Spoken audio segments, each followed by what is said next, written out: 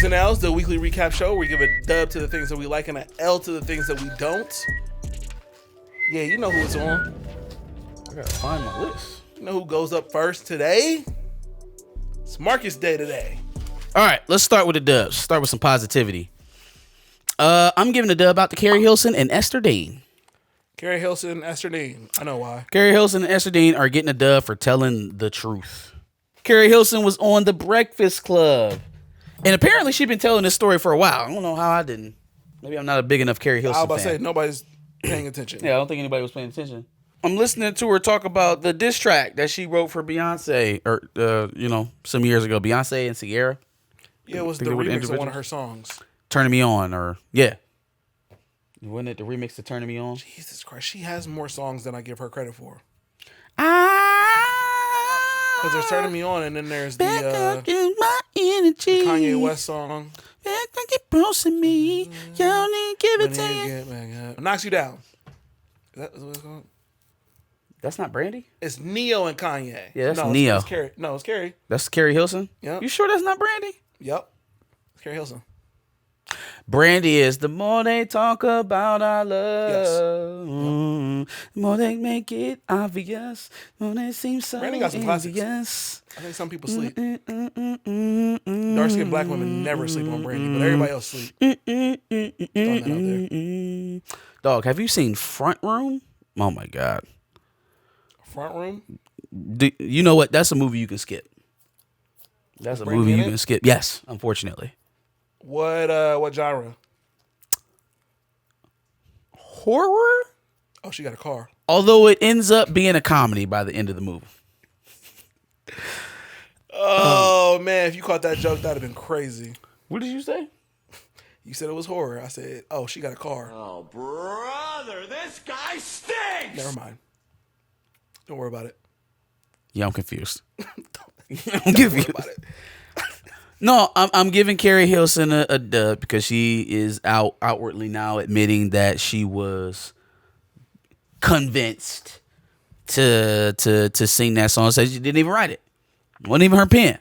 Like literally wasn't her words. Now I know why people found it hard to believe her at first, because she for years was standing on it. No, I wrote that and that's mine, and ain't nobody make me do nothing, and da da da da, and seemingly took the career repercussions for it. Yeah, which is crazy. Come to find out, Polow da Don made her take what Ester Dean had wrote for. What's crazy to me is that, where did Ester Dean, what smoke you got with Beyonce and Sierra? Let us know what's going on, because how did you get there? How did? Yeah, no. It Well, would have been one thing if it was actually Keri Hilson's words, but like, how did you come up with that heat? okay, so it was Beyonce and Sierra. Okay, Beyonce and Sierra probably roughly at that time were probably the top.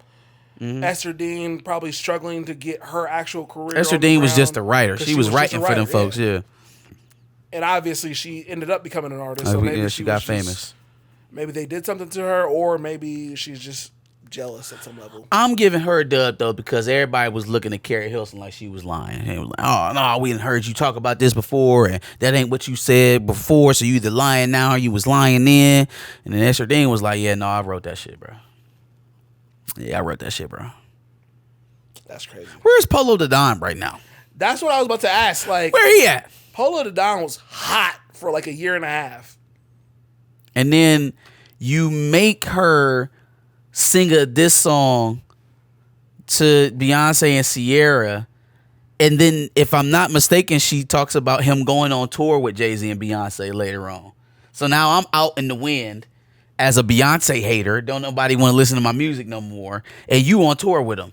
Whole time you made me say this shit. That's why. That's dirty. That's dirty work. That's nasty work. That's trash. I think they should have told the truth about what happened on that shit, but yeah, I guess you get to it when you get to it. Next dub I got is going out to the Woodward Park 6-8U flag football team A. Yeah, my son's flag football team, which I coach. Had a very good game yesterday. Very good game. We lost in heartbreaking fashion. We were up 12-13 with under a minute left to go. And for some reason, the football gods saw it just for us to lose on a 50-yard touchdown run with under a minute to go. So tough break. Shout out to my boy, my son. He worked. That's really what this dub is for. He worked very hard this week. All right, and this is really a message to all the dads out there. I leaned very hard on my son this week. He was one of only 5 players I expected to play. You need 5 players to play the game. We started the game with 4. So, yeah, with him obviously living with me, we practice even in between the practices during the week. I leaned in on him a lot, and through his own perseverance and his own hard work, he scored a touchdown. He ran one in as a running back, threw a completion as a quarterback, pulled about 3 or 4 flags on defense as a corner. Fire. Filled up the stat sheet. Defense too? Filled up the stat sheet. I wanted him to be coherent enough to hand the ball off if I needed to. He went out there and showed out. So, and to be quite honest, there was probably more of my anxiety of pushing too hard. He did all the work. He got it to the finish line and went out there and performed. And so, I was like, if anxiety, he channeled it the right way. Nope. Hey, trust your kids. Do more than what I was able to do this week. You know, I pushed him pretty hard, and you know we got results. But at the end of the day, he was the one doing it. So, congratulations to him and his performance. Hopefully, we get this dub next week, and we'll go on from there. That's dope. Shout out to that. All right, on to the L's. First L I got. Did you know? Yes. That Toni Braxton and Birdman were not only married last year, but that they got divorced within days of that wedding. Yeah, I actually did see that headline. Insane. Married and divorced within 3 days, I think it was. So not only did they sneak off and get married without telling nobody, right, but then was divorced before they even got the news spread around to everybody else. How did you end up with Birdman? Why Birdman? They were in a relationship for a minute. What? I knew that. What? They were in Toni Braxton and I don't know Birdman? why. Are you not embarrassed? This is really embarrassing. I don't know why, but yeah, they were in a relationship for a minute. First of all, OG, no disrespect, but like I ain't even know that was yo. I didn't think that's what you like. So color me surprised. Number one. Last time I saw you, you was kissing Lil Wayne. I just thought that maybe you had some other preferences. There's actually way more evidence too. I thought you had some other preferences is all. I'm also surprised that he's with a woman his age. That's not a very common rap thing. They got a clip of him on stage performing with all the hot boys back when they were hot. And, all the back all when the they dudes, were hot BG, is disrespectful. You know what I mean? BG, Juvenile, and all of them. They see some women in the crowd. They try and bring all these women up. I guess they might have been about to perform Back That Ass Up. And so they pulling up all these women on stage and stuff. And Birdman is the one like, oh, y'all bringing these women up. These niggas over here been messing with me all night. I got to bring them up too. You gonna shake it? Look. Come on, get up right here. Ducky, get on right there. I'ma show you what type nigga I am, right? These niggas right here been bucking with me all night. I want y'all to come up here and fuck with me. Come on, let them niggas up here. Y'all 3, y'all 4, right? Yeah, all y'all come up here and fuck with a nigga. It's cool like that. Y'all bullshit. Black, get them up here. They been bucking with a nigga all night.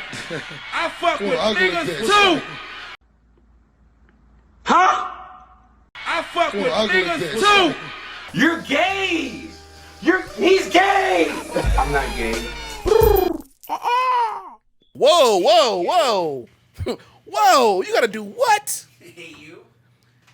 Do you know what song we're about to perform? No, you don't have to bring them up. We gotta get the homies up here, Walter. Literally said that and got them on stage too. Dude, what are you doing? I know y'all want to politic with the females, but I gotta get my niggas up here, Walter. That's literally basically what he said. Crazy. Yeah, I don't really understand it. No, I didn't know that they were dating. That's why the shock of their marriage and divorce within 3 days. Yeah, Was... no mention of a marriage. That's why I was shocked. Last one, Brett Fairley. A few months ago, back before I had all this bush on my head from the previews. We were talking about Brett. He had a crazy story going on. He was dating this older woman. She gets pregnant, claims it's his, runs up the child support on him. Turns out it's not his. Has to take her back to court. Gets a court order DNA test. Again, not his baby. Lies to his family. Convinces all his friends and everyone else that he, altered the results, or, he's just a deadbeat and he's not trying to take care of his responsibilities. Has all these viral stories going about him online. And there seems to be an update on said story where now he's trying to track down the actual father and who it was. I'm giving this a toss-up. And the reason why I'm giving it a toss-up is because I don't know whether or not Buddy is just trying to clear his name at this point, which I guess that's worth something, or if he's entertaining it because of the attention he is also now getting from the viral nature of this situation. Yeah, got like something crazy like 15, 20 M's. After you told me that, like, we got a court-ordered DNA test and it determined that I wasn't the father. Damn, why am I still talking to this lady? Okay, while I'm here, can I file my restraining order against her so I can move on with my life? Why are you still on the internet talking about her? Who gives a shit that she's talking about you? You have proof. You have evidence. Okay? 3 times over now. You got 3 DNA tests to determine that this girl is not yours. That this baby, this child is not yours. So why are you still following up on it? Unless the actual father is someone he knows or a family member or something like that. That's why we got to finish the TikTok. That's why we got to finish the TikTok. So we're going on a virtual field trip, folks. Just buckle up. Here's part 2 of my side. Apparently, I've been in a full-blown relationship I wasn't even aware of. Maria and I had a one-night stand on December 12th, 2020. She was in her 30s and I had just turned 24. And let me say this slowly for the people in the back. We were never in a relationship. She wanted more and I didn't. So instead of taking the L, she turned into a full-blown homie hopper. Like back to back. I wasn't even discreet about it. She just went down the roster like it was her job. I guess the logic was, if I won't date her, maybe I'll change my mind after I watch her hook up with all my friends. Bold strategy. It didn't work. And in case you think I'm still lying, her own cousin confirmed that we were never together. I'm sorry, Hadley. I know you hate this picture, but this is the time that Maria asked me to be a sperm donor. So she doesn't want to do IVF, and I'm convenient because we've already slept together once. She says she wants nothing from me, and instead of doing the smart thing and walking away, I said yes, because I was 24 and apparently thought the best use of my time was becoming a discount sperm donor for someone that I wasn't even texting back. I was thinking with the wrong head, obviously. She said, no strings, no drama. I just want a baby. I was like, sounds easy enough, I can do that. I really thought I could just sleep with her and help her get pregnant. And then go back to business as usual. Like, thanks for stopping by. Good luck with the whole parenting thing. Top tier, dumbass behavior. I own that, I know it, but I genuinely believed her when she said it would be simple. No drama and no strings attached. That's not what happened. I think you're right. I think the fact... Why, he's just tiptoeing through certain stuff that he already told us. That plus... I think, yeah, you're right that he had like 15 million or however many views on the one. He went back to the drawing board to make a more fleshed out story to make it that much more captivating to us to come back and watch 9 more parts of this, like Trapped in the Closet or some bullshit. Yeah, what the hell is this? And I also don't know if that person in the tub was a different person or just him with a haircut and glasses. No, he said that was him. That was him when she asked him to be a sperm donor. I thought he was saying that was at the same time that she was asking him to do that. Well, either way, that's him in the tub, and that's when she asked him to become a sperm donor. I listened to it wrong. But anyway, the point is, it just sounds like it's a soap opera that they have now created around the situation that had already gotten 15 million. They're just raking in the TikTok money now. Yeah. But obviously he spent some time to go back and work on the story and make it a lot longer. All right. I hope Red is a Flavor is still in the building. Netflix took a major L this week with this show that they premiered live. And you talked about it a couple weeks ago when you were on with Tina. First of all, I turned on my Netflix to go watch Black Mirror. I did not have any real intent to watch Pop the Balloon live. But when I turned on Netflix, it was right there and it was happening live. So I'm like, all right, I guess I'll tune in. Shit show. Like, I know we talk bad about the original show. This was a million times worse. And the problems that you had with them integrating white people, I believe they came out looking worse. Who did? The white people on the Pop the Balloon show. Oh, good. I believe that they looked crazy. Now, that's not No, I didn't have a problem with them integrating white people. I had a problem that for the internet shows that we were the face of the nonsense. We were the face of unrealistic expectations. We were the face of hyper masculinity. We were the face of toxic femininity. It was just nothing but black people day in, day out saying stupid shit on the internet and having unrealistic dating standards. Now, if that's white people now doing it, at least they balanced it out. Now, I won't say a black person was the butt of a joke that was a little too far, but I will say a lot of white people came on here and looked pretty foolish. Well, that's how it goes. Now we can start having a conversation about how our societal dating expectations are off, and it's not just black people. Well, I want to show you a clip that was made, mostly a funny clip, by one of our subscribers. Red is a Flavor. He was in the chat earlier. I don't know if he's still here. Appreciate it. But he has a YouTube channel of his own, so make sure you check out his YouTube channel. He does little edits and whatnot of reality shows, mostly The Challenge. But since one of the challenge people was on Pop the Balloon, I'm sure he decided it was a good chance to, make fun of them. So I'm going to go ahead and play this video real quick, just so you get a feel somewhat of what was happening on the show. Cue the Wayne.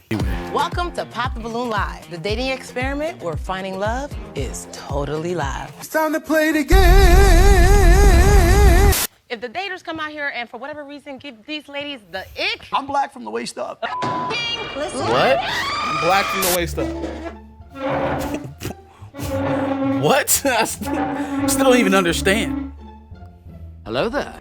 This nigga is trash. I was listening to Chingy, like, in my mirror, like... Chingy's crazy. I'm Avita, I'm 23. I work in nightlife doing bottle service and bartending. You don't say. I couldn't tell.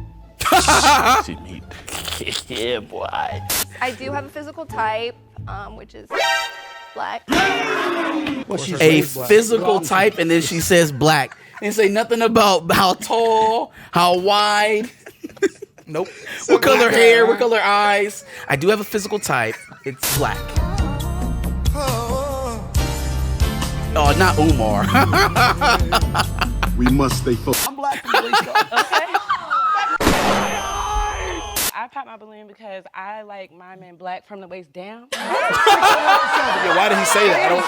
Louise, tell us a little bit about yourself. I'm Louise, I'm 28. I'm a content director and a part-time rapper. Insufficient Part-time raps, here we go. You got your bomb. Oh, you got it. I got brains, I'm a graduate with honors. You got bands, you can start with being honest. I work hard and I play hard too. In the game, ain't a rookie with the way I move. Okay. Trash. I've been on reality television for a long time. We know. This funny little foot thing.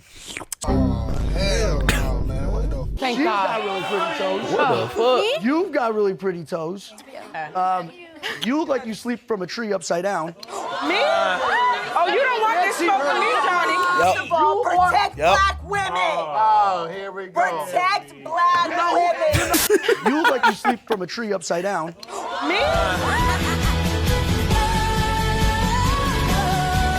Well, how you gonna tell everybody you got a little meat and then get mad because she said you got a little meat? Behind the bushes. That don't even make no Might not sense. have been the best intro, but I'm black from the waist up. That's got to be racist. There's no way. How you gonna tell everybody you got a little meat and then get mad that she said you got a little meat. Crazy.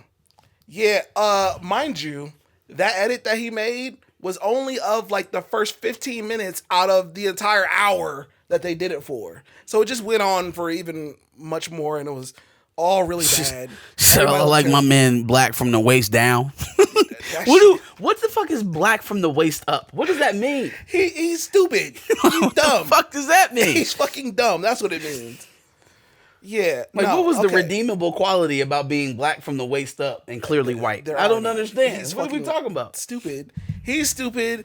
And the girl who rapped, trash. What in the Charles Blow? Yeah, not Charles Blow. Curtis Blow. Charles Blow is a reporter. Yeah. So yes, this shit is real. This shit is clearly worse than the original. I feel like black people didn't come out that bad, but we've got more episodes, I'm sure. So I think we won not being the face. Yes. I also think that we won because the girl who created the show, the original host, is an executive producer on the show now. All of this. She's an EP. Mm-hmm. So that's the dub to me. That's the dub to me, that she's able to lead and create and go forth with her product and use Netflix for everything they're worth in terms of distribution and platforming, and that's the benefit to me. I'm glad we had a sharp pivot. Now, if we get into the thick of this thing and they somehow convince her to go back to the demographic balancing that was before on the internet, I'm gonna be a little upset. Don't shy away from it. Go into it the way it is now, huh? They still have the show on the internet too.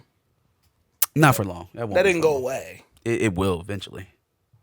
Why would you run them together congruently? That doesn't make any sense. Because they're different. They are literally the same product. No, I mean, they're the same product, but they're, as you can tell, that wasn't the original. No, it wasn't the original, but like the idea is to scale up. Also, why would you play around with YouTube money and you got a Netflix deal? I think eventually it'll probably fade. Well, she got other sponsors too. Like she got Fashion Nova and some other shit. No. I mean, in terms of who's producing my content, in terms of what platform I'm using to produce it, why would I messing around with the 45% ad riddled, revenue that we're getting from YouTube when I can maximize that at? Well, what I meant was that she might have contracts with Fashion Nova to where she has to still. But that's what I mean. Like, that's not going to last in perpetuity. Like when she re-ups with Fashion Nova, maybe they'll get some placement with Netflix instead of going directly with her. But like, she's not going to keep a show that Netflix bought now to put on Netflix. They're not going to let her run a parallel show with her as the face on YouTube for free. That's just not going to be a thing. Yeah, like, I don't know. So let's put it in another way. Like the chick who sold Blood and Bone to Warner Brothers, right? So they're doing Blood and Bone. Mm-hmm. Do you think they would allow her to go on YouTube and create an audio book, or not an audio book, like a comic strip or a graphic novel, and have it playing on there? And it's canonical to the series now. So basically, she's making separate Children of Blood and Bone content and giving it away for free. You think Warner Brothers gonna let her do that? And not if they can't also adapt it into their own thing. They're not gonna let her give anything that they bought away for free. Now she's got contractual duties with her sponsors that she has to fulfill. Then that makes sense. That's why I would understand it for a period of time. Yeah. That the YouTube show is not going to survive as long as the Netflix show is doing well on Netflix. Well, that's the other thing, is who knows how long. How long it'll be? Yeah, sure. Just because it's already, like, people are already giving it a shit ton of backlash. So what is the obviously the swinging from a tree joke probably caught a lot of flack. Yes. Yep. Yeah. A lot of people didn't like that. A lot of people just they thought they were going to tune into what would be, frame for frame what they see on the YouTube show, but live and on Netflix, so a better production. And it wasn't that. It wasn't that at all, actually. It wasn't even close. And Netflix thought it smart to include other reality show stars into theirs. Nobody gives a fuck about these reality show stars. Like they were contestants? Yes. Oh, well. It's just like... That's what happens on the internet. Some of these people that end up on Zeus and Tubi and shit, they walk their happy asses right into the balloon popping challenge. That's where we got Aaron the Plumber. Y'all love Aaron. Well, Aaron the Plumber was on the original, or was on the show, yeah. And then he became a reality show star. Right. This is a reality show star becoming. But I'm saying, like, tomato. Like, yeah, Sure. you know. Sure. Y'all all doing the same shit. Go out there and embarrass yourself. You got it. We'll see. We'll see how it all works out. All right. I'm giving an L to NBA legends. NBA legends are literally always hating on LeBron, but this might be one of the stupidest, most unnecessary reasons, at least to me. Isaiah Thomas decided that he wanted to come out and say that LeBron doing pregame warm-ups shirtless and with a do-rag on is unprofessional and that Adam Silver needs to put a stop to it. I just totally 100% object to this. And if I was the GM or coach, Me too. I would never let one of my players walk out on the floor looking like this. I mean, we are a professional NBA league. I think coaches got to go back to suits. Absolutely. I just mean. Absolutely. You know, I just think... College and pro. I just think the professionalism in our NBA league has diminished so much. And I look, I like LeBron, I'm a fan of his, so forth and so on. But to walk out on the floor before a game with no shirt on and shoot, I mean, come on, man. Where we at? What we doing? Where we at? Now, if you want to, Adam Silver, if you want to find somebody, find that. Put a fine on that. This is mad unnecessary because A, it's pregame warm-ups. And yes, sometimes they shove a camera in his face to do it, but it's before the game even starts. Nobody's even really there. Why do we give a fuck? That's a hell of a time to start talking about this. He's been doing that for years. Like, Right. If you had a big problem with this, you probably could have said something a long 5, 6, 7 years ago. And then LeBron, the face of the NBA, being unprofessional, and you think Adam Silver is going to do something about the face of the NBA doing this? I don't think so. Of all the things I can critique LeBron about, him doing pregame warm-up shirtless is not one of them. I don't get it. You feel me? I don't care. And the reason why I feel like it's unnecessary is because we've already had this all happen with a guy named Allen Iverson and David Stern taking things away from him. We've already had this argument, this debacle. It's 2025. We're not doing this anymore. Isaiah Thomas, respect to what you did in the NBA, but you sound crazy right now. You sound like a hater. You sound like you're unnecessarily hating. You sound like an old man. Like, get off my lawn. Sounds like an old black man who doesn't understand how black people express themselves from time to time versus, oh, you got to be professional in the office. Or just that the days of getting a whooping from the front office because you didn't lace your shoes right or wear the right color socks are kind of gone. Like that, they're not swinging that stick anymore. And I know it's unfortunate because they were swinging it while you were playing and you feel like, you know, maybe these guys should get a taste of that as well, just out of fairness. But that ain't how life works, man. Shit consistently gets easier. Well, that's the idea. Mm-hmm. You know, things kind of get easier as they go along. That's what I'm thinking. I mean, people wear tennis shoes with suits in the offices nowadays. Yep. Be okay with it. Black people are allowed to wear certain hairstyles that they weren't allowed to wear some time ago. Mm-hmm. Be okay with it. Allow us to express ourselves the way that we want to express ourselves. You, as a black man, should not be arguing this. It's crazy. It's insane. Give us your dubs and L's. Tell us what you thought about our dubs and L's in the comment prompt below. Like, share, and subscribe. Come here live on Sundays or the replay on Wednesdays. Facts. And make sure you hit the playlist for W's and L's from previous weeks. Catch up with what we had to talk about. And make sure that you join us Wednesday at 10 for another Dubs and L's.